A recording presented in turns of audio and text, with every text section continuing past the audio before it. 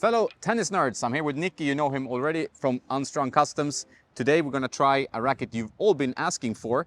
I don't exactly know why, but we'll get to that. The Percept 100D, it's the denser pattern 1819 compared to this one, which is the regular 1619. Yeah, so this one is 1819. So you should hopefully will get a little bit more control, a little bit more feedback when you play with it, because the 100, when we did the first test, we both really liked. It was like a solid, very good, nice to hit with frame, and I think hopefully with the extra strings, it's going to be able to give a little bit more feedback. You should hopefully get a bit of better sensation, a bit better control. And because this frame is still fairly sort of chunky, you should still get a good amount of power. So I'm excited. And this was the only new frame of the range that they had. Yeah, it's the D. They used to have the 97, they still have it. It's 1820. This one is a pattern that's growing in popularity. You've seen Seb Korda use it, and Medvedev, obviously, Djokovic, so 1819. But this is a 100 head. They are using smaller head sizes. So we'll see. I think the launch angle will probably be quite low, which can be great for players that like that. You know, it's exactly up to taste. So it's a gutsy move, and I like the idea. Yeah, and also it's nice that they're doing something new, a bit different. So yeah, let's give it a go. I have to ask also, you installed power pads on this one. What's the purpose of that? Just habit, because I was stringing it myself and I thought I'd string it properly. I just always use them. So instead of dampening, you get exactly. I mean, it takes away a little bit of the vibration instead of using a dampener. More than anything, it's just habit. No, so that's how we do. All right, so let's hit with If we start with the cosmetic, I would say it's not a stunner. I've talked about this before in my previous Percept review. It's pretty decent looking with Polytour Pro here with the stencil. Nicky is kind of a stencil Nazi. He likes to always have stencils. I'm a little bit lazy. I don't have all the stencils, so I tend not to do it. But it does look a little bit better, I would say. I'm keen to hear your opinions about stencils or no stencil. Despite it being a pretty windy day, it was clear from the get-go that this racket performed with good control and for me was kind of a clear preference over the 1619 standard Percept 100. So this is going to be a favorite for many players who look for more control, but still in a more forgiving head size. Kind of similar to the Speed Pro. Fellow tennis nerds, we are back from hitting. It was very windy today, but we could still get our thoughts together. So Nicky, first off, what do you think about it? All in all, I really liked it. It was very pleasant. I mean, I liked the normal 100, but this for me was a lot more playable. It was a lot less lively. You didn't get, for me with the 1619 and 100 square inch, you get too many kind of random balls flying out a little bit. This, you get a lot more feedback. And it really, like we kind of spoke about it, it doesn't really feel like a 100 square inch head. Because of the slightly denser string pattern, you just got much better feeling, especially when you caught the ball a little bit higher up. The ball went really nice. Sorry. I agree. I think it felt like a control of a smaller head size. Sometimes Yonex had the feeling of making the racket feel bigger because of the isometric, so it's quite forgiving.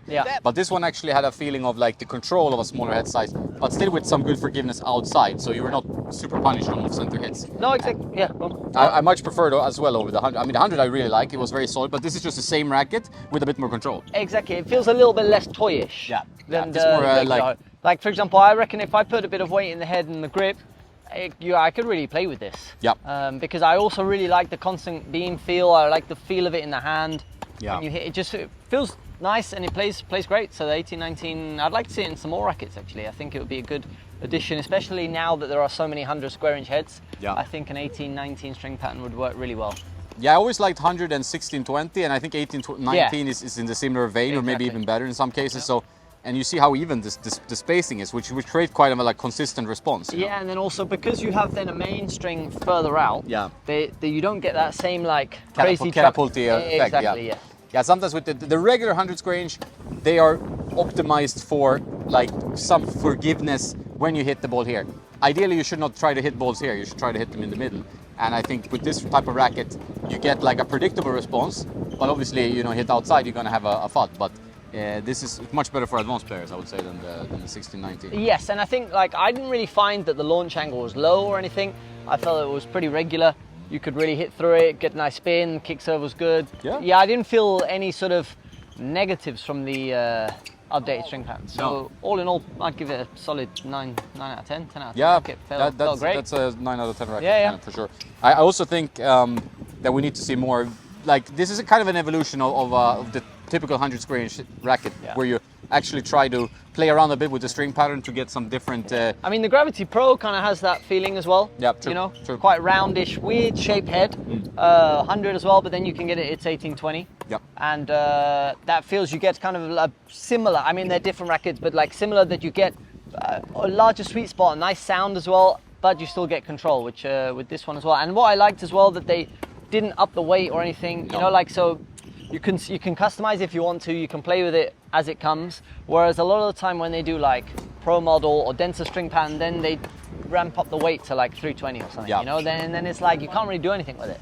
Whereas this one, yeah, felt great. Yeah, the extra weight is sometimes completely unnecessary, because if the player who's going to play with that is pretty advanced, he will figure out the customization or get a pro to do it, like Nicky, for example. Yeah.